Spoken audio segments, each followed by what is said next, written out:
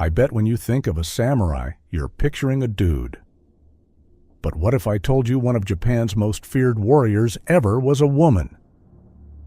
They called her the head collector for a reason, and her story is absolutely insane. Her name was Tomoe Gozen, and she was a complete beast on the battlefield. But here's the crazy part. Was she even real?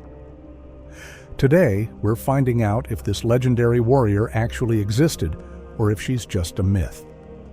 Okay, picture this. It's the late 12th century, and Japan is in total chaos.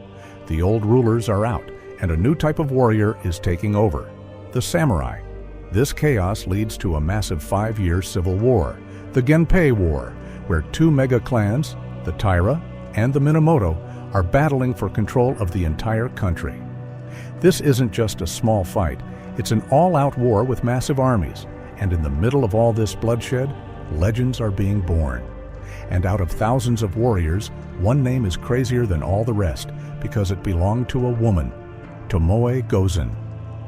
She fought for this super ambitious general, Minamoto no Yoshinaka. This guy wanted to be the #1 leader, which basically put a giant target on his back from his own family.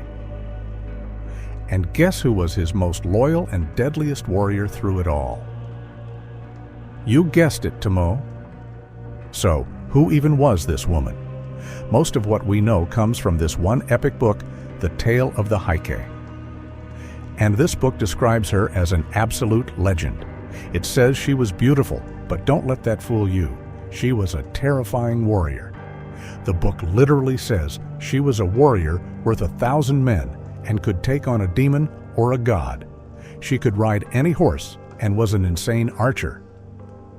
Get this, whenever a battle was about to go down, her boss, Yoshinaka, would send her in first as his captain. She would roll up in heavy armor with a giant sword and outperform all the other top warriors. One legend claims she commanded 300 samurai against 2,000 Taira warriors. And at the Battle of Kurikara, she literally took an enemy's head and gave it to her boss. That's how she got the nickname. She wasn't just fighting, she was dominating. She was a living legend, but things went south for her boss fast.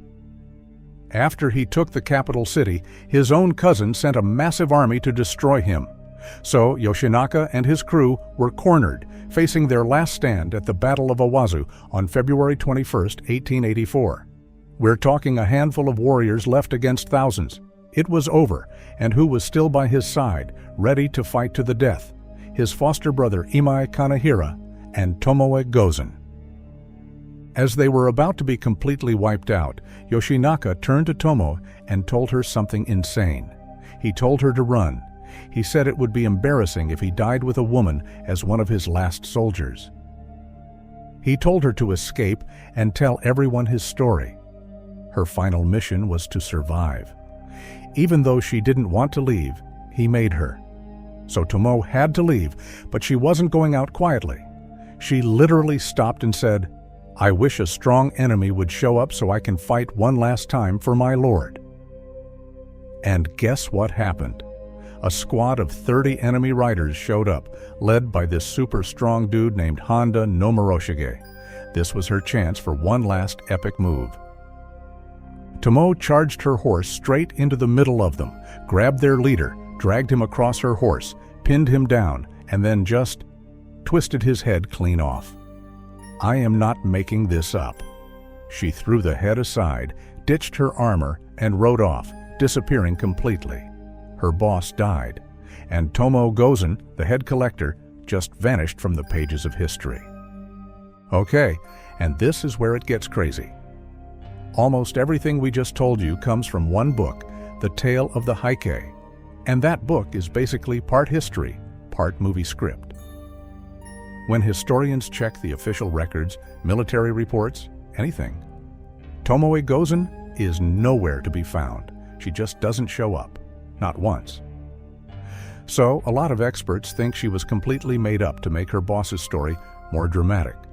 Maybe she was based on a bunch of real women warriors all rolled into one character. But wait, the story isn't over. Other experts say there's so much detail about her, she might have been real. And here's the kicker. Scientists have done DNA tests on bones from ancient battlefields, and guess what? They found a surprising number of female combatants. So we know for a fact that women, or Onna-Bugeisha, were fighting in these battles. We just don't have proof that the most famous one, Tomoe Gozen, was one of them. Because she vanished after that last battle, people have been making up stories about what happened to her for over 800 years. There are literally 3 main theories. Theory number 1, she was captured by an enemy general named Wada Yoshimori and forced to become his wife. Theory number 2, which is pretty epic, she became an avenger, hunted down her boss's enemies, and then walked into the ocean with his head so no one could ever take it. And then there's theory number 3. She just gave up fighting completely and became a Buddhist nun, living peacefully until she was 90 years old. If that's true, she took the secret of being Japan's most insane warrior to her grave. So what's the final answer? We just don't know. The historical record is completely silent, leaving Tomoe Gozen as a ghost between fact and legend. But honestly, it almost doesn't matter if she was real. Her legacy is huge. She has become this global symbol of female power, challenging the idea that samurai were just men. Her story is everywhere now, in plays, art, and modern pop culture. People are so obsessed with her because even if she didn't exist, the idea of her is just that powerful.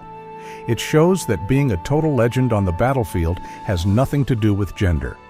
And that's why everyone still talks about the woman they call the head collector, Japan's deadliest warrior.